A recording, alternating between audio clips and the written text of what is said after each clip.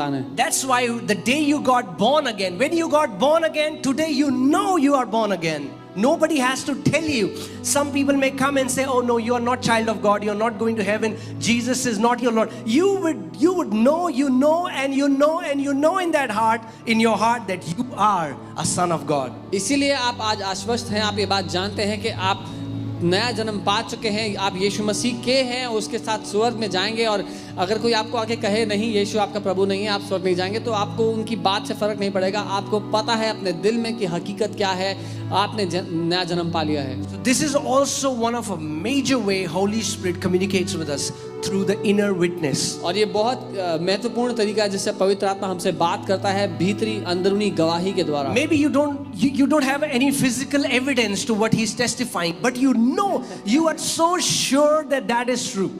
शायद आपके पास कोई शारीरिक सबूत ना हो उस बात को साबित करने का कि ये परमेश्वर है, लेकिन अपने पूरे प्राण से आपको ये बात पता होती है कि पवित्र आत्मा ने ही ये आपसे कहा है। You know, one time I went to a wedding and I met a guy. एक बार मैं एक जगह शादी पे गया और एक व्यक्ति से मिला, and he said, Ankit, I decided I'm going to convince you that God doesn't love you. और उन्होंने कहा कि मैंने निर्णय लिया कि मैं आपको मना कर रहूंगा कि परमेश्वर आपसे प्यार नहीं करता। And he gave me all the logic, all the reasoning for 2 hours. और 2 घंटे तक उन्होंने मुझे सारे तर्क वितर्क दे दिए।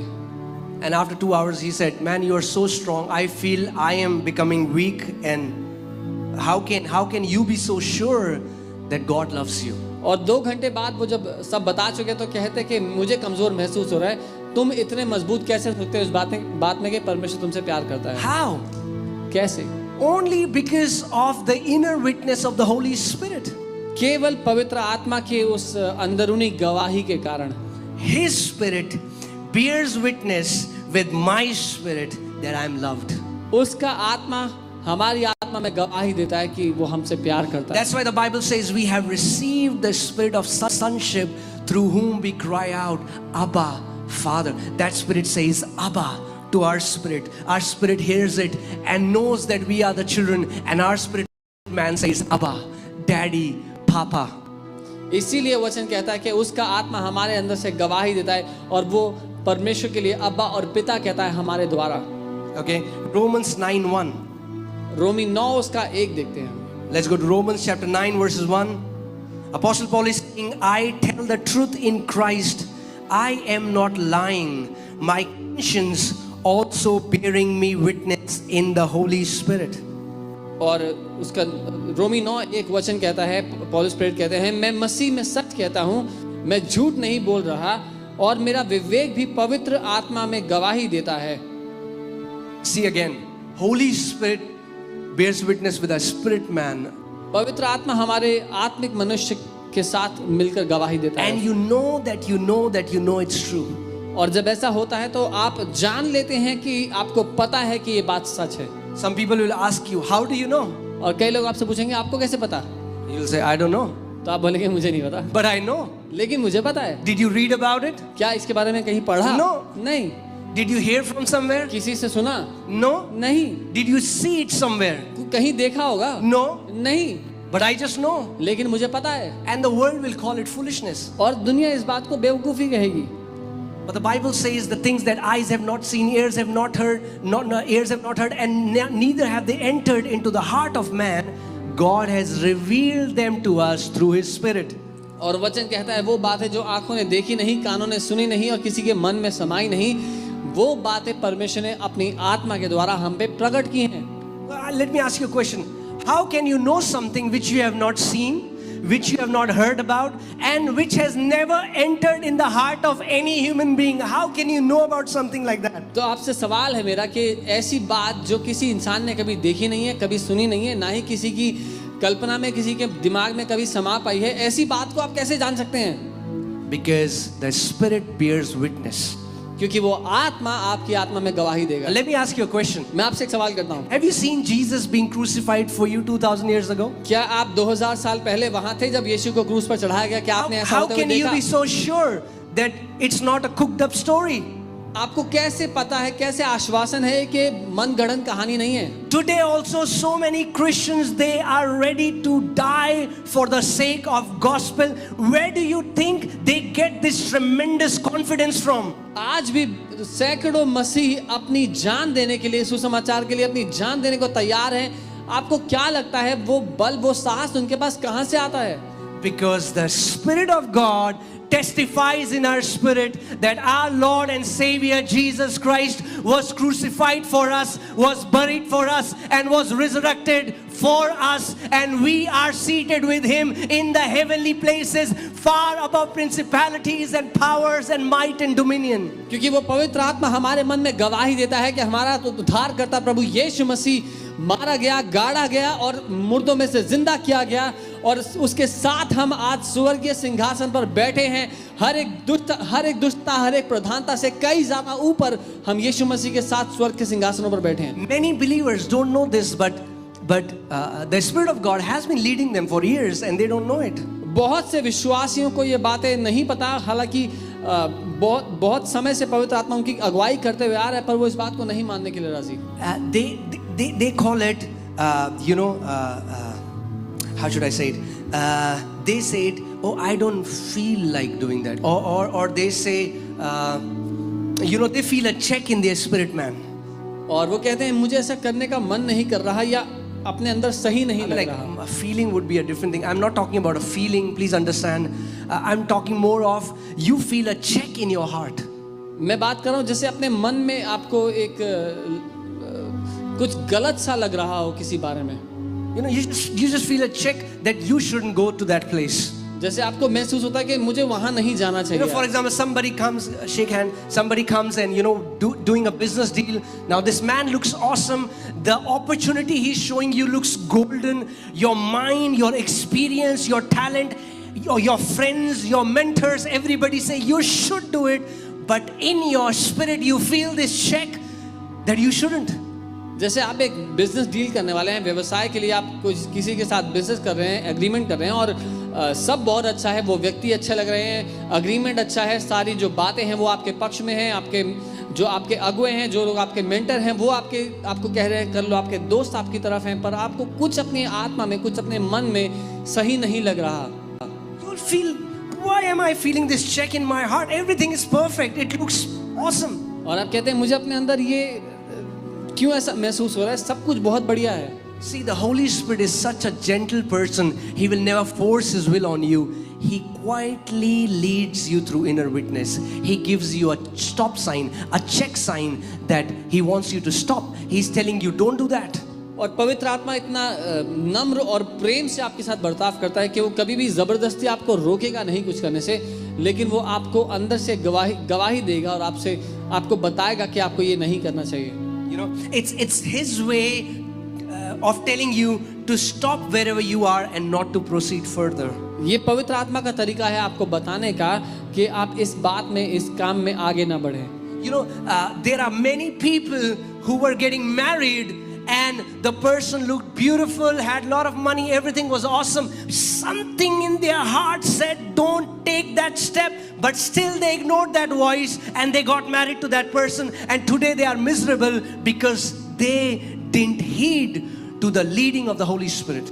और बहुत से लोगों ने जब शादी के समय में पवित्र आत्मा ने उनको अगुवाई की कि वो ऐसा ना करें, जब शादी के लिए पवित्र आत्मा ने कहा ना करें, तो उन्होंने उस अगुवाई को नज़रअंदाज करते हुए कदम उठा लिया, और आज उनके जीवन की हालत बदतर इसीलिए है क्योंकि उन्होंने वो अगुवाई को नज़रअंदाज किया। Again, as a disclaimer, I want to tell you, every marriage can be made beautiful. I'm talking about some people who are really wicked. Some people, I'm talking about super wicked people. और मैं स्पष्टता के लिए बताना चाहता हूँ, कोई भी विवाह, कोई भी रिश्ता साथ में काम करके खूबसूरत बनाया जा सकता है।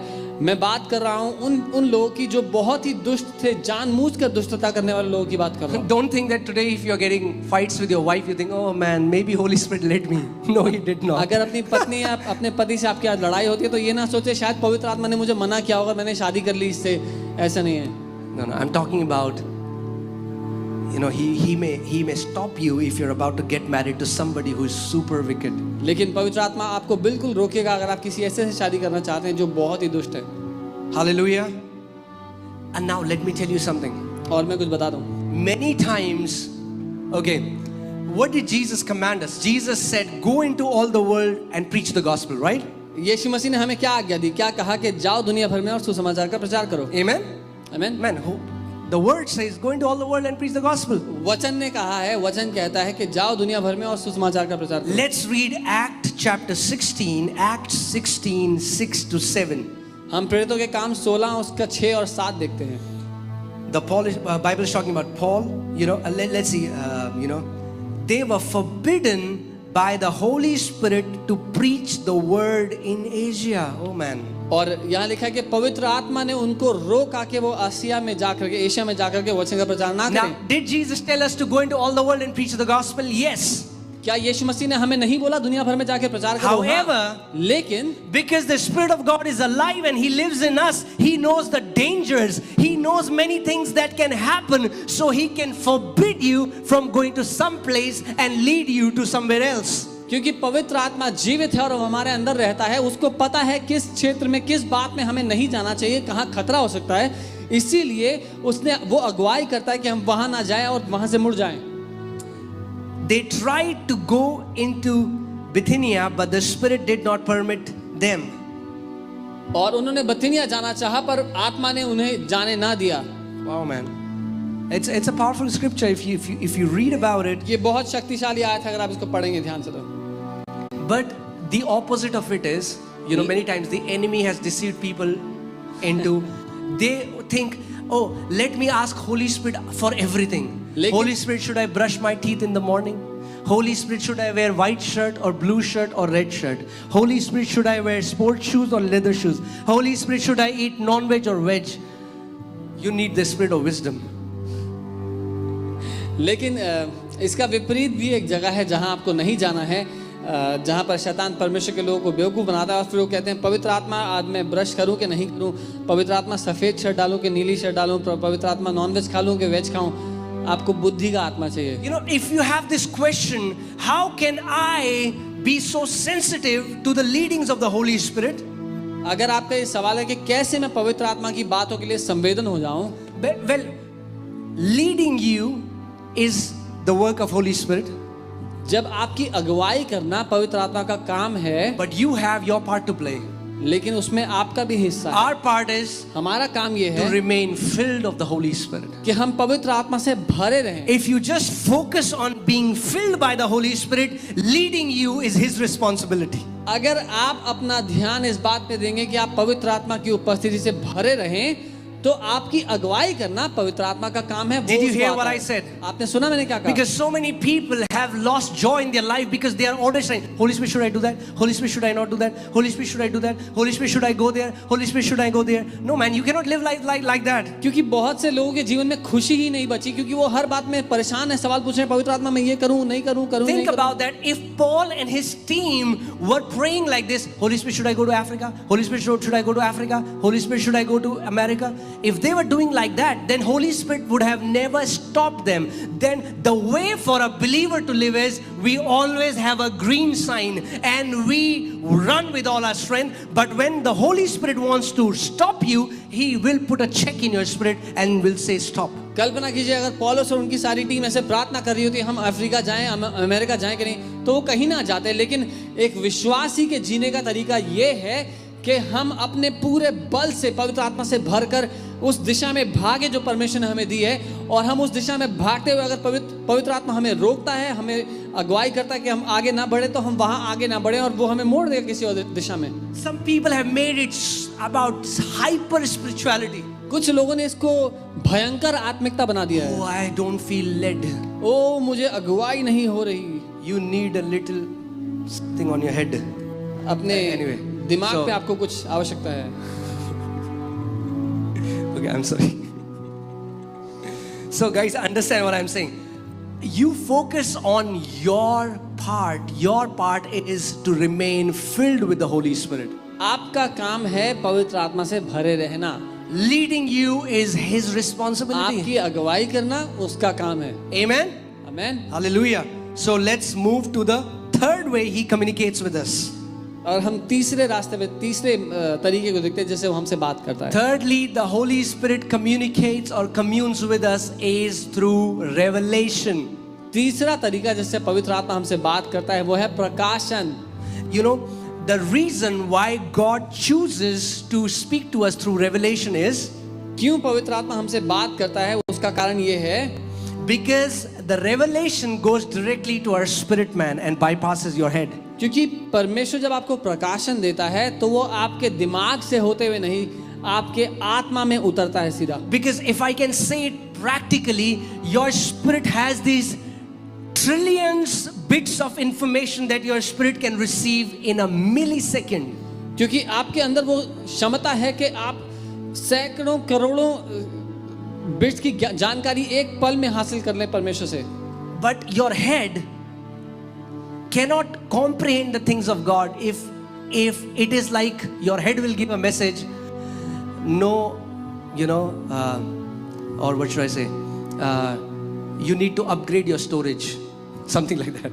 तो मैं कहूँगा आपको अपनी क्षमता बढ़ाने की आवश्यकता है. No. If God will speak to your brain directly, अगर your परमेश्वर brain cannot receive the information. So because your brain does not have the capacity to comprehend the majesty, the greatness of what God is telling you. परमेश्वर जो आपको बताना चाहता है उस महानता को उस जानकारी की महानता को समाने के लिए आपकी बुद्धि अभी योग्य नहीं है तो आपको उसकी क्षमता बढ़ानी पड़ेगी. You know, so God chooses to give revelation to your spirit man, which can receive trillions bits of information in a millisecond. इसीलिए परमेश्वर वो जानकारी आपके आत्मिक मनुष्य में उंडेलता है जिसमें ये क्षमता है कि वो सैकड़ों करोड़ों बिट्स की जानकारी एक पल में उतार ले. And that's God class kind of reception. और ये परमेश्वर के स्तर का तरीका है जानकारी Better than ग्रहण करने 4G, better than 5G, we have big G. 4G और 5G से बड़ा हमारे पास बड़ा वाला G है. You know, and I can understand Holy Spirit also speaks to us in our native language. और मैं जानता हूँ पवित्र आत्मा हमसे हमारी भाषा में बात करते हैं. But in the entire Bible, if you will see where Holy Spirit has spoken to people in the native language, they were more of directions. जब कभी लेकिन आप जब वचन में पढ़ेंगे जब पवित्र आत्मा ने किसी से उनकी भाषा में बात की तो वो रास्ता बताने के लिए आगे क्या करना है वो बताने के लिए की. You know, so if I can say it this way, when Holy Spirit speaks to your brain, your mind, Holy Spirit has slowed himself down and in a slow motion he speaks. तो मैं ऐसा कहूँगा जब पवित्र आत्मा को आपके शारीरिक दिमाग से बात करनी है तो उसने अपने आप को बिल्कुल धीमा कर दिया है और छोटे रूप से वो आपसे जानकारी देकर के बात कर रहा है. That's why, and that's what believers, because they're looking for an external voice, that's why they miss the communication of Holy Spirit. It's by revelation. Tuck, 1 second you know it all. और क्योंकि विश्वासी लोग कोई बाहर से आने वाली आवाज सुनेंगे इसीलिए वो परमेश्वर से प्रकाशन को चूक जाते हैं क्योंकि प्रकाशन क्षण भर में आपके प्राण में आपके आत्मा में ऐसे उतरेंगे. You know, sometimes I'll be lying on my bed and 1 second, doom, this light bulb would, and I know it. I just know it. You know, it's like 6 months of information is downloaded in a millisecond and you just know it. God hasn't taught you, okay Samarth, open Revelation in chapter 5. No, but in a millisecond you see it because that revelation is coming from your spirit. और मैं आराम से अपने बिस्तर पर आराम फरमा रहा होता हूँ और क्षण भर में एक बल्ब जैसा जलता है मेरे अंदर और ऐसा जैसे 6 महीने की जानकारी मेरे अंदर एक क्षण में डाउनलोड हो गई.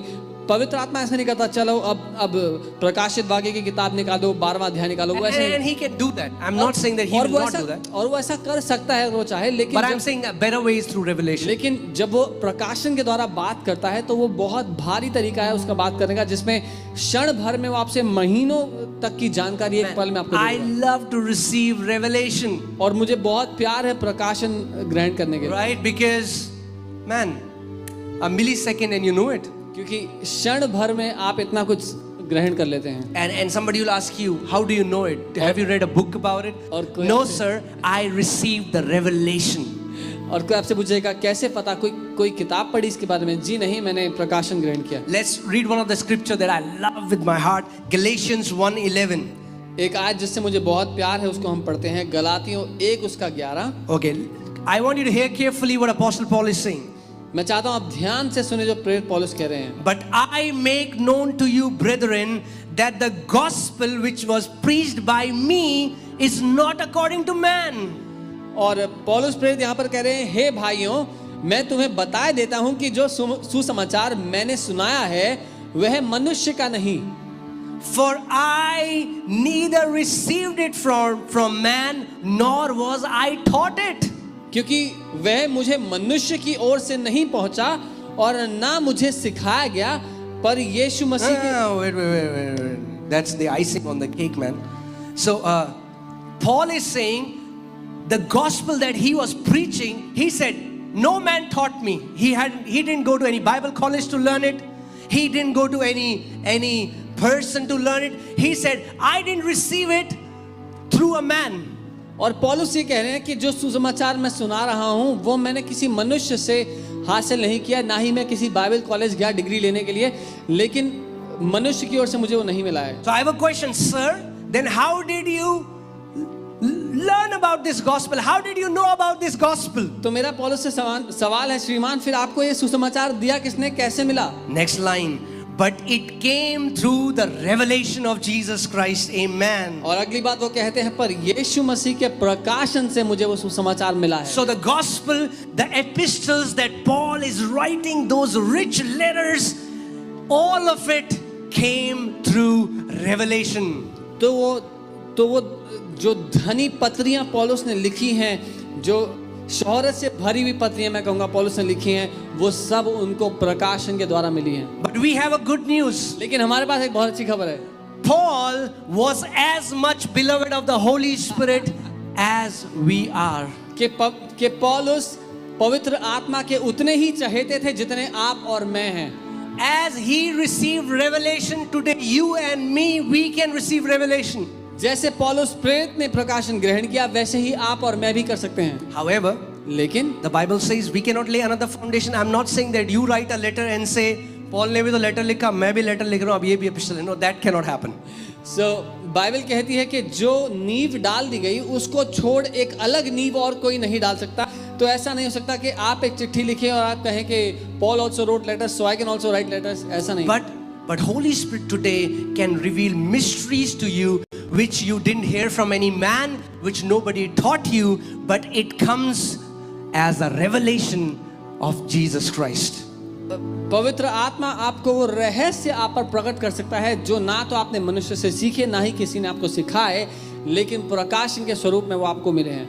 Hallelujah. Hallelujah. So if you want this God class reception in your life, तो अगर आप परमेश्वर के स्तर का ये जो ग्रहण करने की क्षमता है इसमें चलना चाहते हैं, if you want it, if you say I want it, I would say pray in the other tongues.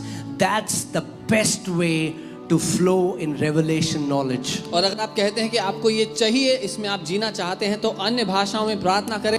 सबसे उत्तम तरीका है ये प्रकाशन को ग्रहण करने का। You know, most of the times when God has taught to me, it is when I'm praying in tongues. I'll pray in tongues and instantly, bam, download. I just know it. I see things. The scriptures that I have read, I can know it. I know the scriptures, how what Paul is speaking in Romans, what Peter is speaking, how they correlate, how this Bible becomes a beautiful book giving the same message. और जब मैं अन्य भाषा में प्रार्थना कर रहा हूँ तो अचानक ही एक प्रकाशन सा आता है और मैं देख पाता हूँ कैसे जो पौलुस ने कहा और पतरस ने कहा दोनों मेल खाते हैं और कैसे बाइबल एक खूबसूरत किताब है। Man, I am telling you, we can write a book on these, and every way, every topic of these 5 topics, man, we can do a series. There is so much to share. The way Holy Spirit communicates with us. इतना कुछ बताने के लिए मेरे पास है, इनमें से कि इन पे किताब लिखी जा सकती है हर एक मुद्दे पर, और इन हर एक पे सीरीज की जा सकती है। इतना कुछ मेरे पास है बताने के लिए। Okay, so the fourth way through which Holy Spirit communicates. चौथा तरीका जिसके द्वारा पवित्र आत्मा बात करता है। The Holy Spirit communicates through voice. पवित्र आत्मा आवाज के द्वारा बात। What I mean by that is that He will speak to you. और मेरा ये मतलब है कि वो आपसे बात करेगा। Right? Sometimes you feel it's an audible voice. I don't know if it's audible or not, but there were times when I have heard and I heard audibly somebody calling my name. और कई बार ऐसा हुआ, अब मुझे नहीं पता कि वो बाहरी रूप से सबको सुनाई देने वाली आवाज़ थी या नहीं, लेकिन मुझे ऐसा लगा कि वो मुझे सुनाई दे रही है कि किसी ने मेरा नाम बुलाया है, मेरा नाम पुकारा है। There's so many times I've said, Holy Spirit, would you please help me to wake at a certain time? And that at certain time, I have heard so many times an audible voice calling my name. And but that voice calls me Anki, and that's what my parents, Monu, calls me. It's a very, love name. It's a very intimate name. So he calls me by that name. और कितनी बार मैंने पवित्र आत्मा से कहा, पवित्र आत्मा मुझे आप कृपया इस समय पे उठा सकते हैं, और कितनी बार मेरे साथ ऐसा हुआ है कि उस समय पर जो मैंने कहा था, पवित्र आत्मा मुझे मेरे नाम से बुलाते हैं और मैंने उस आवाज़ को सुना है और वो मुझे अंकी कहते हैं, जो कि एक ऐसा नाम है जो मेरे माता पिता, मेरी पत्नी मुझे बोल के बुलाते हैं। वो नाम है जो मैं बहुत ही करीबी लोग मुझे कहते हैं, घनिष्ठ लोग। Let me also say it this way. It feels like it's audible, but I'm telling you, I don't think that it's majorly. I mean, like 99% time it's not audible. मैं ये कहूँगा कि जब आप सुनते हैं तो आपको ऐसा लगता है कि बाहर के सब लोग सुन सकते हैं, पर वो ऐसी आवाज़ है जो मैं कहूँगा 99% आप ही सुनते हैं। So many people miss on hearing God's voices because they are looking for an external voice. बहुत से लोग परमेश्वर की आवाज़ सुनने में इसलिए चूक जाते हैं क्योंकि वो बाहर से कोई आवाज़ आएगी वो ढूंढ रहे हैं। They're like, God talk to me, and then they're like, ओ प्रभु मुझसे बात करो, फिर वो यहाँ वहाँ देखते हैं, so they're waiting a voice will come. तो इंतजार कर रहे हैं। My son, get up, go to Rishikesh. Yeah, I mean, like that doesn't. कि ऐसी कोई आवाज़ आएगी, मेरे बेटे उठ और ऋषिकेश जा। If that happens, good for you. अगर What I'm ऐसा- saying is, learn to become sensitive to the leading of the Holy Spirit, and you will be a champion in your life. अगर ऐसा होता है तो अच्छा है आपके साथ, लेकिन मैं कहूँगा कि सीखें कि पवित्र आत्मा की अगुवाई में कैसे जीना है और एक महारथी का जीवन कैसे जीना है। Okay, but yes, Holy Spirit does communicate by speaking through a voice. हाँ, लेकिन पवित्र आत्मा बोल करके हमसे बात करता है। Okay, Acts chapter 8 verses 29. प्रेरितों के काम 8 उसका 29। Acts 8:29. Okay, when you're there, say amen. Say it in your home. I'll hear it. Hallelujah. So then the Spirit said to Philip. Then the Spirit said to Philip, and let's read what he said. Go near and overtake this chariot. तब आत्मा ने फिलिपुस से कहा, बोला, क्या कहा? निकट जाकर इस रथ के साथ हो ले। See, this was not a leading. This was not a revelation. This was, he spoke in plain, simple words. Go and overtake that chariot. ये कोई अगुवाई नहीं थी, ये कोई प्रकाशन नहीं था। उसने साधारण रूप से फिलिपुस की भाषा में उससे कहा कि जा उस रथ के साथ हो ले। Acts chapter 10 verses 19. प्रेरितों के काम 10 उसका 19। Acts 10:19. प्रेरितों के काम 10:19। While Peter thought about the vision, the Spirit said to him, Behold, 3 men are seeking you. और जब पतरस दर्शन के बारे में सोच ही रहा था तो पवित्र आत्मा ने उससे कहा, देख 3 मनुष्य तेरी खोज में हैं। Arise therefore, go down and go with them, doubting nothing, for I have sent them. अतः उठकर नीचे जा और निसंकोच उनके साथ हो ले, क्योंकि मैंने ही उन्हें भेजा है। Hallelujah. Here again we see how Holy Spirit spoke in plain simple words to Peter. और आप देख सकते हैं पवित्र आत्मा ने सीधी सरल भाषा में पतरस से बात की। Amen. So Amen. he does talk like this. तो वो ऐसे भी बात करता है। Okay, now fifth and last way Holy Spirit और communicates. पांचवा और आखिरी तरीका जैसे पवित्र आत्मा बात Okay, करता but है। this is not in a what should I say, orderly manner, or it's like one, this is the last thing. No, Holy Spirit can choose to talk to you the way He wants. ये बातें मैंने आपको किसी क्रम में नहीं बताई कि ये सबसे महत्वपूर्ण है। फिर पवित्र आत्मा जैसे चाहे आपसे बात कर सकता है किसी भी तरीके से। Okay, the fifth way. पांचवा तरीका, The fifth way that the Holy Spirit communicates is by vision, by dreams and prophecies. Can you put those 5 things on the screen, please? और पांचवा तरीका जिससे पवित्र आत्मा आपसे बात करता है वो है दर्शन, स्वप्न और भविष्यवाणियों के द्वारा। Before I go ahead, I want you to quickly, let's revise it. इससे पहले कि मैं आगे जाऊं, मैं चाहता हूं हम एक बार देख लें इसको। right? First, he speaks through the word. पहला वो वचन के द्वारा बात करता है। Second, he communicates by the inner witness. दूसरा वो भीतरी गवाही के द्वारा बात करता है। Third, he communicates by revelation. तीसरा वो प्रकाशन के द्वारा बात करता है। Fourth, चौथा he communicates by voice or by speaking. वो बोल करके या आवाज बता करके आवाज बात करता है। Fifth, he पांचवा communicates by visions, dreams and prophecies. वो दर्शन, स्वप्न और भविष्यवाणियों के द्वारा बात करता है। Amen. Let's Amen. go to book of Joel chapter 2. We'll read verses 28 and 29.